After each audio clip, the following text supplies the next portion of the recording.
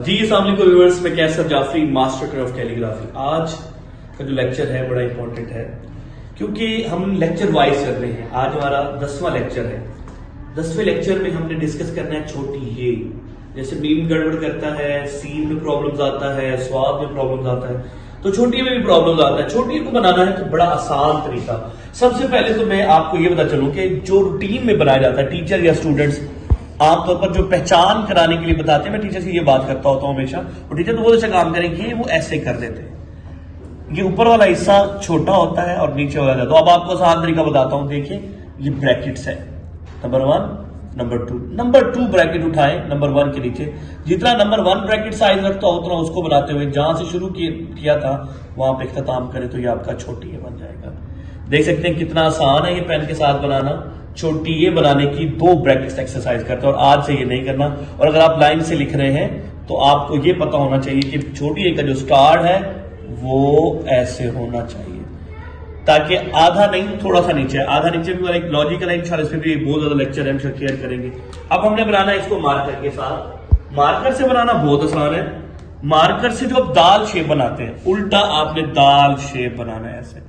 आप देखिए उल्टा दाल शेप बनाया, नोक पे खत्म किया, नीचे फिर सीधी दाल शेप बनाई, यहाँ पे ऐसे खत्म किया और जहां से एंड किया वहां पे लाके इसको छोड़ देंगे।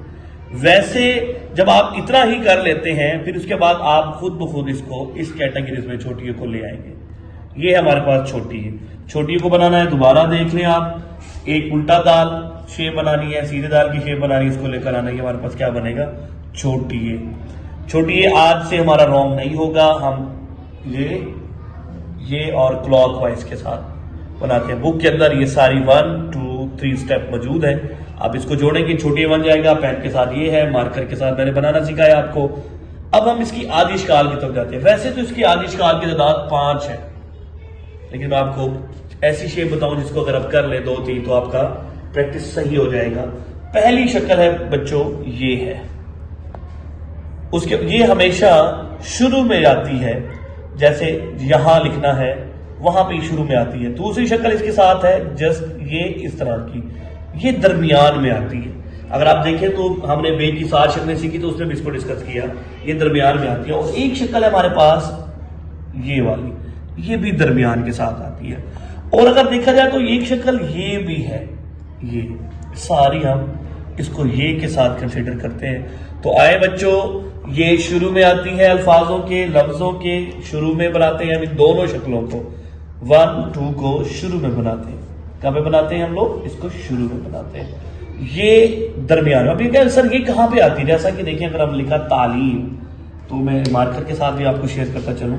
हम लिखा ना तालीम, ये ऐसे, ये देखिए अभी हमने सेकंड हैंड सीखा, ऊपर जा रहे हैं, ये देख सकते हैं, ये आपके सामने आ गई और ये बारीक होगी उसके साथ, ये हमारे पास तालीम हो गया।